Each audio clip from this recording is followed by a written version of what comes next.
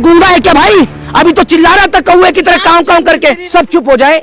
ये जितना नरेंद्र मोदी की गुलामी चाट पत्रकार जिस तरीके से भौंकने का काम कर रहा है, इससे एक ही सवाल करूंगा और अगर ये इस सवाल का जवाब दे दे तो आप जो कहिए मैं करने को तैयार हूँ। राम का पूरा नाम बताओ जरा, क्या है राम का नाम? गूंगा हो गया? तेरे मुंह में फेविकोल लटक गई अब? वरना ये जो इस देश की 133 करोड़ जनता है ना, जूता लेके खोल के लतिया देगी और सारे नट खोल देगी, याद रखिएगा। मोदी जी, अरे ओ मोदी जी के चापलूस, मोदी जी का जूते चाटने वाले, जरा सुन लो कान को खोल के, मोदी जी कराएंगे। मोदी जी ऐसे व्यक्ति हैं जो वहां पर भी फोटोग्राफी के सेशन में बिजी रहेंगे। आपका चाचा लगता है या आपका फूफा है? अगर आपका चाचा या फूफा है तो उसको बोलो कुर्सी छोड़ देगा, मैं विरोध नहीं करूंगा। आपका तो बड़ा रिश्तेदार लग रहा है ना। मोदी जी की औकात है? मोदी जी की औकात है कि राम जी को पक्का मकान दे देंगे? आप ना अपना मुंह बंद करके बैठ जाइए। अगर धर्म के बारे में आपको कुछ नहीं पता तो 22 तारीख को मैं मंदिर चला जाऊंगा। अगर आपके अंदर दम है और वाकई में आपके जो डैडी हैं नरेंद्र मोदी जी, आप उनके सच्चे भक्त हैं, तो मेरी टिकट करा दीजिए जरा फ्लाइट की। देखिए एक बात मैं आपको बता दूं, वो किसी काम के नहीं तो भाजपा ही है जो किसी काम के नहीं है। इस देश के अंदर राम मंदिर को इतना बड़ा इन लोगों ने एक वो बना दिया अपना वोट बैंक का जरिया, कि राम के नाम पर जिस तरीके से भारतीय जनता पार्टी भीख मांगने का काम कर रही है, वोटों की भीख मांगने का काम कर रही है। एक बात मुझे बताइए, सबसे पहले तो जितने भी तमाम हिंदू धर्म के बड़े बड़े स्कॉलर्स हैं, जितने भी तमाम पुजारी हैं, पंडित हैं, उन तमाम लोगों का एक ही चीज कहना है कि जब तक मंदिर का कार्य पूरा नहीं हो जाता, आप मंदिर की प्राण प्रतिष्ठा का कार्य कर कैसे रहे हैं? सबसे बड़ा सवाल ये है। अभी मंदिर का जो शिखर है वो बन के तैयार भी नहीं हुआ है और नरेंद्र मोदी जी जो हैं वो मंदिर का उद्घाटन करने के लिए चल पड़े हैं। एक बात मुझे बताइए, अभी राम मंदिर का शिखर तैयार हुआ नहीं है और उसमें रामलला विराजमान कर दिए जाएंगे। जब रामलला उसमें विराजमान हो जाएंगे तो उसके बाद जब वो शिखर पर चढ़ेंगे काम करने के लिए मजदूर लोग, तो राम जी के सर पे पांव रखेंगे, भगवान के सर पर पांव रखेंगे। इससे भगवान का अपमान होगा। लेकिन जिस तरीके से भारतीय जनता पार्टी के अंधभक्तों ने इस देश के अंदर अपने जमीर को, अपने धर्म को और अपने दिमाग को सबको गिरवी रख दिया सिर्फ बीजेपी के कदमों में, उन्होंने मोदी के आगे भगवान श्री राम को भी छोटा कर दिया। ये लोग अंधभक्ति में इतने पागल हो गए कि ये लोग अब तस्वीरों पर भी आपत्ति नहीं जताते। तो मोदी का विरोध करते करते राम मंदिर का विरोध पे उतर आए, राम का विरोध करने लगे आप लोग। भाई तेरा दिमाग संतुलन कुछ खराब है। आप तमाम पत्रकार यहाँ खड़े, मैंने राम का कोई विरोध किया है? मैंने राम का कोई विरोध किया? मैं आपसे पूछना चाहता हूं, आपका कुछ मानसिक संतुलन खराब हो गया है क्या? ये भारतीय जनता पार्टी के वो अंधभक्त हैं, ये इन लोग, ये वो गुलामी मानसिकता के लोग हैं। जैसे वो अमीश देवगन बोल रहा था ना कि भैया अब कोई भी बीमार होगा तो वो अस्पताल नहीं मंदिर जाएगा। उस मेंटल को कोई बताए कि भैया अगर तुमने रामायण पढ़ी होती या रामायण के बारे में समझा होता तो जिस वक्त पे रामायण हुई थी उस वक्त पर भी वैद्य की जरूरत पड़ी थी, यानी डॉक्टर की जरूरत पड़ी थी।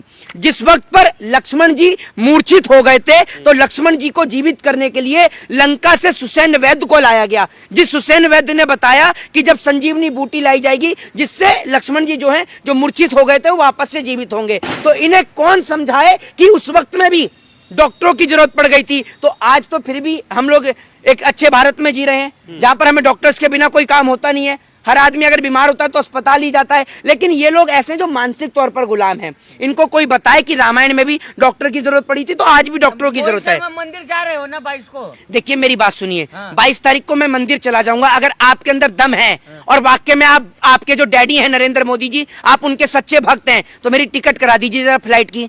याद रखिए जितनी आप गुलामी कर रहे हैं, टिकट खोल कर देख लीजिए कितने की टिकट आ रही है।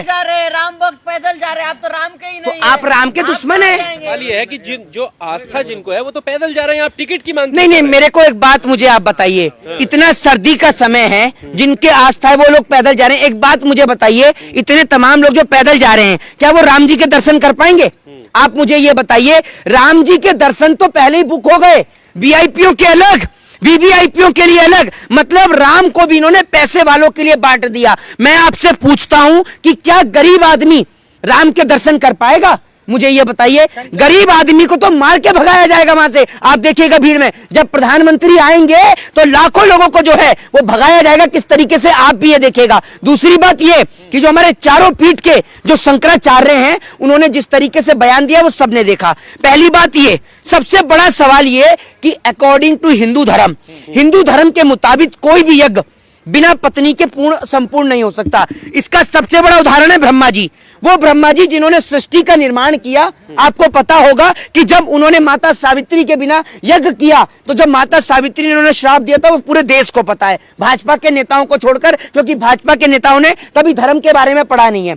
हिंदू धर्म में कोई भी यज्ञ का कार्य बिना पत्नी के संपूर्ण नहीं हो सकता। तो राम जी का जो इतना बड़ा यज्ञ होने वाला है, मंदिर की प्राण प्रतिष्ठा का जो कार्य होने वाला है, वो नरेंद्र मोदी जी किससे पूछकर बिना अपनी पत्नी के कर रहे हैं, जरा ये बताइए आप मुझे। शास्त्री ने कहा है कि जो ना जाए वो अभागा है, निमंत्रण मिलने के बाद। मेरी बात सुन लीजिए, जो कह रहे हैं ना कि जो ना जाए वो अभागा है, शंकराचार्य को भी नहीं होता है तो अरे मैं आपसे नहीं, मेरी बात सुन लीजिए, कोई अभागा नहीं है। सबको इस बात का पता है कि उनसे कोई पूछे धीरेन्द्र शास्त्री से कि क्या आपने वो नहीं पढ़े, शास्त्रों का ज्ञान नहीं है आपके पास में। शास्त्रों में साफ साफ लिखा है कि जब तक किसी मंदिर के कार्य संपूर्ण नहीं हो जाता, उसकी प्राण प्रतिष्ठा का कार्य नहीं होता। सबसे पहले मंदिर का संपूर्ण होना जरूरी है। मंदिर का कार्य संपूर्ण हुआ नहीं है, आपने प्राण प्रतिष्ठा करनी शुरू कर दी। दूसरी बात ये, मेरी बात सुन लीजिए, राम को सोने की जरूरत है?